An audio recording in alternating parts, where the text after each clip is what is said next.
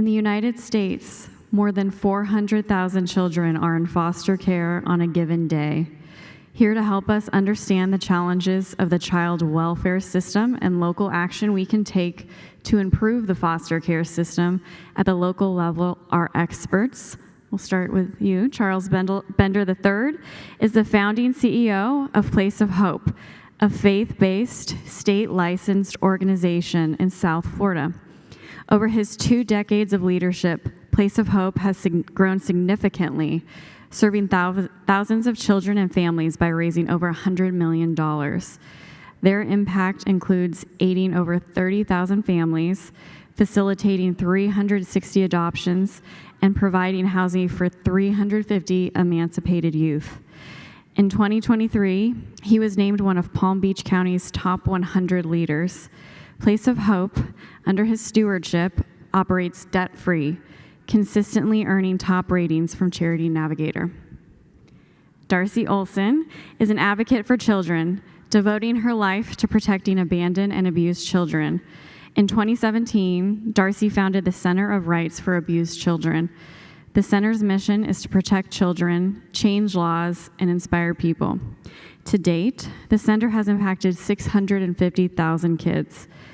The U.S. Department of Health and Human Services presented Darcy with its Adoption Excellence Award, and the Congressional Coalition on Adoption Institute named her an angel in adoption. In 2023, the Arizona Capital Times named her both Nonprofit Leader of the Year and Public Policy Leader of the Year. Darcy's work is inspired by her experiences fostering 10 children and adopting 4. And then we have Megan Rose. Megan is the CEO of Better Together, an organization that strengthens families and communities by promoting work, protecting children, and supporting families in crisis. With the help of hundreds of compassionate volunteers and church communities, Better Together builds lasting support systems that help families cope with hardships, including job loss, substance abuse, homelessness, jail time, and ensures that those children are cared for in a safe home until the family can be reunited. With more than 13 years of dedicated experience in social services, she is passionate about this important work. And in your organization, she's been able to keep out over 9,000 children from foster care and has helped over 35,000 job seekers find meaningful work. In 2019, she earned the award of Civil Society recipient from the Manhattan Institute. Today, Rose's family hosts children in their home and approaches this mission together. Thank you all for being here. And we'll go through questions, but if you do have questions, it's a great group, feel free to ask away. Charles, we'll start with you. Foster care can be a challenging and often under-resourced system. In your opinion, what are the most critical changes or improvements needed to better support both foster children and families? And then what is working well with Place of Hope efforts in Florida? Yeah, so I'd say, so we're in Florida, in South Florida, and I would say that thankfully, and it depends on who you speak to. Some people like the old model, some people like the current model, but we're under a community-based care model in Florida, so it encourages the local community to step up as opposed to the old way of the system in most places where the government says, this is what we're going to put toward, because that is always one of the fundamental things we all struggle with, is there enough money for the system? But what they've done in Florida is they've encouraged community-based care through, okay, we're going to give this much to the system, but the local community needs to step up and do its part. So obviously that's easier in some places where there's more philanthropic resources than others, but everything's scalable. And so we're lucky in a lot of ways that we operate under that system. Some people don't like it, but I've seen where if it's done correctly, it really works and works well.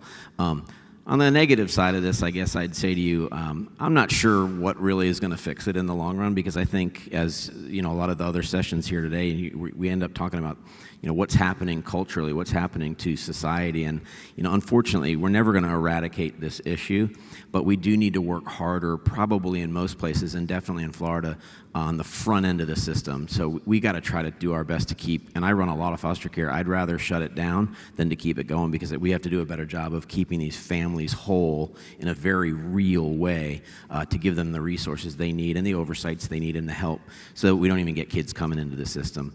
And from there, I would just say there's a lot of things we can do for kids that are in the system now to make their lives better and to break those cycles that will inherently end up happening. And some of that's quality housing post-18 as well, which we do a lot of, and so that they don't end up in the same situation. Thank you, that's critical. Darcy, what inspired you to get involved in this work, and what are the main focuses of the center? Thank you so much. So I was praying one day, and I felt inspired to become a foster parent, but I was single, so I thought that I would take in a teenager. And I always thought that foster kids were just kids who were a little bit troubled and needed somewhere to go, and I had helped my little sister, so I was like, I got this.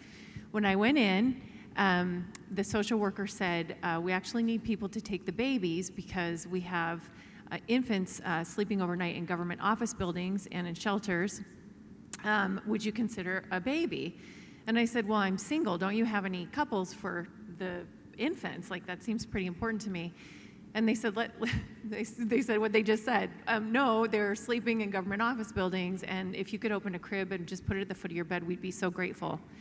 So I talked to my church sisters and said I'm gonna need some help, because I was the CEO of the Goldwater Institute at the time, and I didn't know if I'd have a baby for 2 days or 2 weeks or 2 years. And I brought home that first little one, and she ended up being left behind, and no one in the family wanted her, and so I adopted her. And then I continued to foster as I felt impressed that if it was time to open my home again. And so over time, I ended up taking home 10, and 4 needed a forever. And so they're home right now, waiting for me to get home. And so in that process of fostering, though, and with my background from the Goldwater Institute and the Cato Institute, I knew quite a bit about constitutional law, and I would go to these hearings, and I realized, everyone in here is armed to the teeth with an attorney. The state has attorneys so that they don't get their stuff wrong. The biological parents who in the legitimate cases are perpetrators of some horrible crimes, they're represented, but the child abuse victims are not. So for my children, I ended up hiring private attorneys, intervening in cases, getting them where they needed to go, whether it was with siblings, back with grandma, whatever it was. But I did vow, after I took care of one of my children and won a case for her, it was her mom and me winning that case, that it wouldn't depend anymore on the luck of the draw for these children. Justice belongs to all of us, and there should be a constitutional right for an attorney for these abuse victims, just like there is juvenile delinquents. So we passed that law in Arizona. All the children now have attorneys, and we have changed, over 50 laws impacting 650,000 kids in 6 years. We have a pro bono law clinic to help kids and families who can't get help. And I would just go back to our original mission, which goes actually back to Ronald Reagan. So I didn't know this when I started, but it was actually Ronald Reagan who, in 1988, declared National Foster Care Month because things were in crisis mode. And he said, every child deserves to live in a safe and loving home. And that's our goal. Well, thank you for sharing your story. Megan, talk about what Better Together's efforts are surrounding child welfare and families, and what success have you seen with your programming? Yeah, so I started my career as a child welfare caseworker, and then I directed a foster care licensing agency, and then I became a foster parent myself. And what I learned is that government is really good at tearing families apart, but really struggles at putting families back together. And it is incredibly costly. It's a $45 billion failed government organization that doesn't have the child and the family in the forefront, with really bad incentives. And so really saw an opportunity to really mobilize what I believe is the most powerful force in America, the local church and volunteers, to be able to come alongside families before a child is abused or neglected, and to be able to welcome their children into their home short term, where they're able to seek resources to be able to find a job, be able to find a home, be able to seek treatment, or maybe they need help finding a job. We realized that a lot of families that were on the front doorstep of foster care, the root cause was job loss. And so we could help them find economic opportunities and just remove barriers and help them to be able to reach their God-given potential and really flourish as a family. That was really the best way that we could really fix the foster care system. It's just to reduce the need for it as much as possible. So the kids that are in the system can really survive it. And so we started in Southwest Florida, and we've been able to see just a ton of success. We see the Department of Children and Families as a partner. We don't see them as a revenue source. We see them as a referral source. So they introduce about 60% of the families that we work with. So these families 60% of them are really on the front doorstep because they get investigations all the time, but they can't intervene until a child's been abused or neglected. So they're reactive, we get to be proactive, and we really get to mobilize the community to be able to care for families. And as a result, we've been able to see a 20% reduction in foster care in Southwest Florida. We've been able to grow what we're doing into over 27 counties in Florida. And it's just been really incredible because when we started, the government pretty much laughed at me and was like, there's no way people are going to volunteer and open up their home and care for kids. If I emailed our foster families, they would all quit on me if I said we weren't going to pay them. But we have more volunteer families than we do foster families. We have an army of volunteers who just keep saying yes and keep walking alongside these families. And as a result, 98% of these families are staying together and out of foster care. Thank you.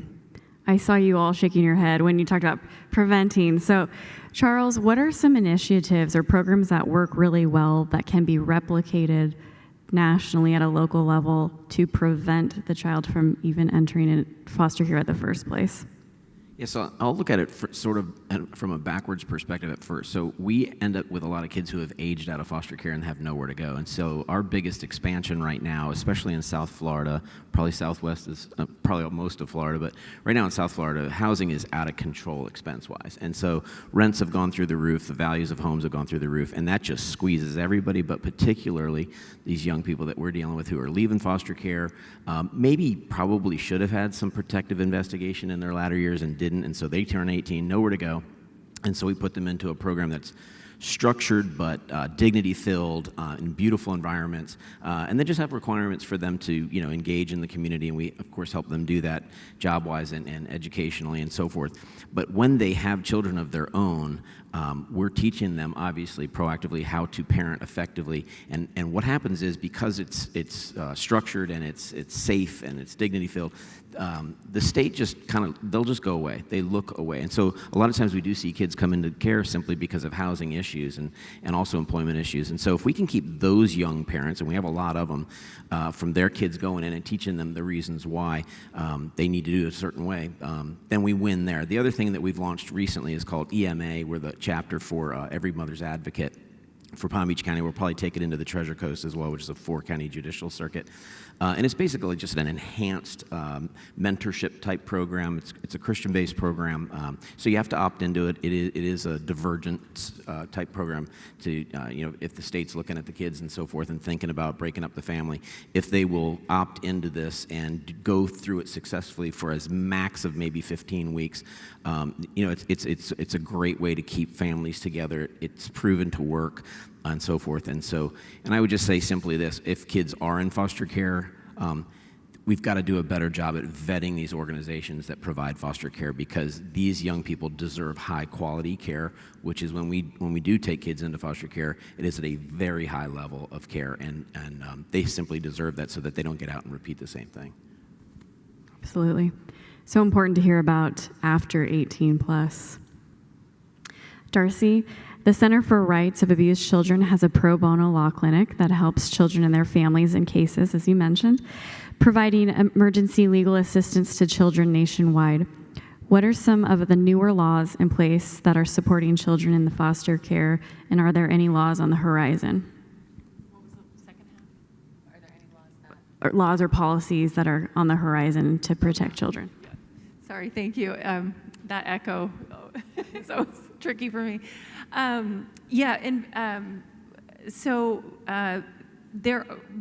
Let me say one thing, just to kind of give some perspective on the for anybody who's a little bit new to foster care. When there's a lot of discussion about keeping families together and keeping children out of foster care, I think that is wonderful to the degree that that is actually possible, and to the degree that kids are being taken wrongly for reasons of poverty. But the vast majority of kids who are going into foster care right now are coming out of horribly abusive situations. And the number one reason that they're going into care is because of the drug use. So, for instance, the fatality rate, the pediatric fatality rate of infants has gone up 3,000% since 2013 because of fentanyl. That is classified as neglect. Neglect sounds benign, but I'm just going to give you one more for instance of what neglect actually is, because it's pretty relevant to this discussion. All the drug abuse stuff ends up going under neglect. And there was a woman named Kaylee, and social services said, we're going to keep the kids with you. We're going to put services in the home. We really want to keep these kids safe. And you just need to keep working on your drug treatment. And they do not require the parents to be clean. So she took her 2 kids out in the middle of a snowstorm in North Dakota for 2 days, got lost. One died of hypothermia, and the other one is now a double amputee. And that was called neglect. So I just want to be really clear. I am as conservative as anyone. I do not want the government involved in families that they should not be in. Most of these kids are in foster care because their lives are in danger. So as to the laws that will protect them, the very first thing we need are better relative searches. It's required under federal law. It's rarely done. So we've put a lot of enforcement mechanisms in to make sure that in that first 30 days that all relatives are notified. If a child can be placed with a relative, that they are. We've also made it possible for children to have attorneys in their cases so that the rights are more than just written on paper. We've done things, you may have heard that children in foster care have the worst educational outcomes of any population, including homeless children. And one of the reasons for that is that many of them, so 3 of my 4 have special learning needs. They have IEP programs, pretty typical of drug-exposed kiddos.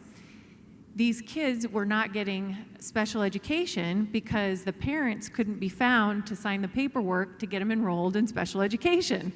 So we passed a law that said if mom and dad can't be found, the DCS, the foster family, grandma, can sign the paperwork and get special ed in place for these kids. So this area of reform there are so many reforms. It'll take us 10 years to completely transform and turn the system around. But we're doing it in Arizona. We're doing it nationwide. We just, one thing on the federal horizon, we also just passed in Arizona the nation's first bill to stop the state from taking the disability benefits of children. So they were taking foster kids, disabled foster kids and orphans, they were taking their Social Security and survivor's benefits and filling their coffers with it. And in fact, the government agencies liked this so much that they were hiring private companies to go out and cull this money. Now, for kids who age out of the system, that money that could make or break whether they can go to school, whether they can get housing. So we put a ban on that, and we said we don't need to balance the budget on the backs of orphans. We're moving that in multiple states now, and we also have a bill moving in DC. But you just can't believe how these children are treated. And I think a big part of it is that conservatives, by and large, have kind of been on the sidelines of this issue for the last 30 years. It's really dominated by folks who think the answer is always going to be in a government program. And so we need a lot of the creative thinking. We need the rule of law in place. We need really strong families stepping up to foster and either give kids back, or if that's not going to happen, to keep them and love them. So that's a little bit. Thank you. Megan, we'll have a question for you, and then we'll move to rapid fire to wrap up our panel. So Megan, the shortage of foster parents is an ongoing challenge. What are some strategies you believe can attract and retain more individuals to become foster parents to provide a loving and caring, supportive environment for children? So I believe the best way to attract more foster families is retention. But often the state sees them as just disposable foster parents, and the ones that are the loudest advocating for children in their care normally are the ones that frustrate them the most. And so if you can actually, focus on quality, not quantity, and really focus on keeping those quality foster families, listening to them, giving them a voice, and really, making sure that, it's never the kids, it's the system that chews them up. And so to be able to get the kids the services that they need, to make sure that somebody answers the phone when they need somebody, no matter what time of night it is, those are the things that are going to keep foster families focused, because they do it because they love these kids, the majority of them, but they need a professional system that's going to support them in that journey. And if you can create a good experience for foster parents, then they're going to recruit more families, and they're going to have a positive experience that's going to help share the need and hopefully recruit more people to be a part of just caring for these kids. So important, thank you. So I know foster care, it's heavy work, and you hear a lot about the challenges, but I'd love to hear from each of you as we end. What gives you hope in this work? Charles? Well, we're faith-based. It's the easy one for me. Our hope is in the Lord. He's provided from the day we opened to this day. Here, we've never had a year where we couldn't provide more. But also, I'll tell you, we just recently announced the creation of a youth advisory council, and about 30 of our former youth all said yes. More than half of them showed up for our first meeting, and just to sit there and listen to their stories and see where they're at now, and see, them talk about how the model that we've put together that's high quality mattered to them, and then what they're doing with their lives now, and how many of them are parents now and married and got great jobs and graduated college and so forth. That is definitely the hope for the future for us. That's lovely, thank you. Darcy? Well, I don't want to shock you, but I also share your ultimately the faith. Ronald Reagan used to say, we're never defeated unless we give up on God. So on the really hard days, I think about that.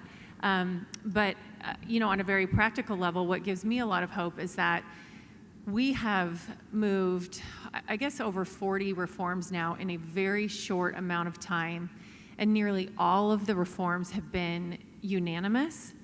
The regular people know what really bad, severe child abuse is.